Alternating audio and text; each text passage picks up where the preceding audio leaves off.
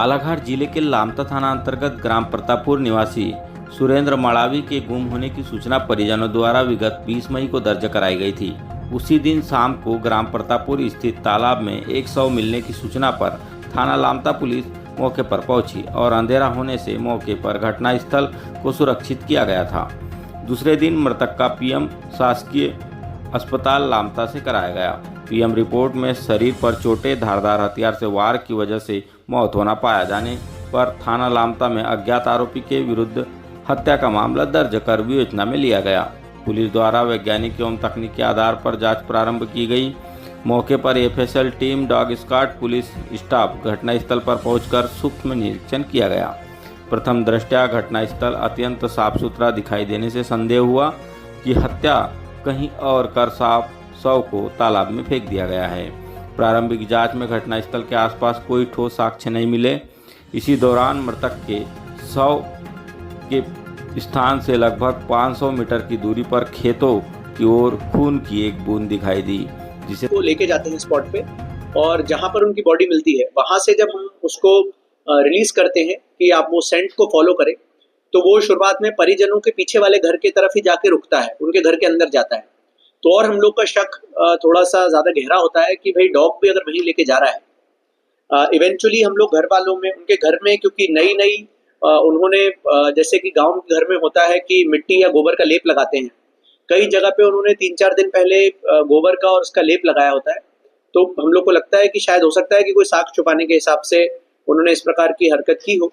वहां पर हम लोग एफएसएल टीम के साथ जो ब्लड सैंपलिंग किट आती है उसमें करीबन 40-50 जगह पे ब्लड सैंपलिंग करते हैं और वहां पर कहीं भी ह्यूमन ब्लड डिटेक्ट नहीं होता है। तो उससे एक चीज तो हमें स्पष्ट होती है कि घटनास्थल शायद वो घर नहीं है और हो सकता है कि डॉग मल्टीपल सेंट्स के साथ वर्क करता है कि कोई घटनास्थल पे अगर कोई और भी आ गया हो व्यक्ति जो उस घर की तरफ गया हो, तो डॉग हो सकता है उसकी सेंट को लेके गया हो।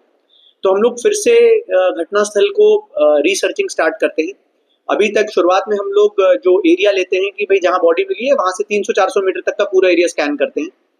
उसके बाद जब हमें समझ में आता है कि पहला जो पारिवारिक विवाद वाला कारण है उसमें कोई पुख्ता सबूत नहीं मिल रहा है, तो वहां पर जो सीसीटीवी फुटेजेस मिलते हैं वहां पर 12:21 से लेके 12:36 तक करीबन 3 बाइक्स का मूवमेंट दिखता है।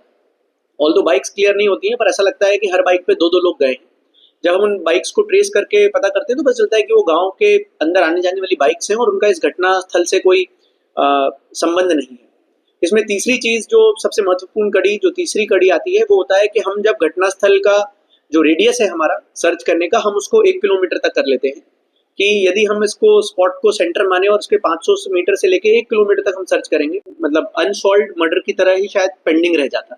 और जब आप 2-4 दिन तक करते हैं और कुछ सफलता नहीं मिलती तो स्वाभाविक सी बात है मनुष्य थोड़ा सा हताश होने लगता है।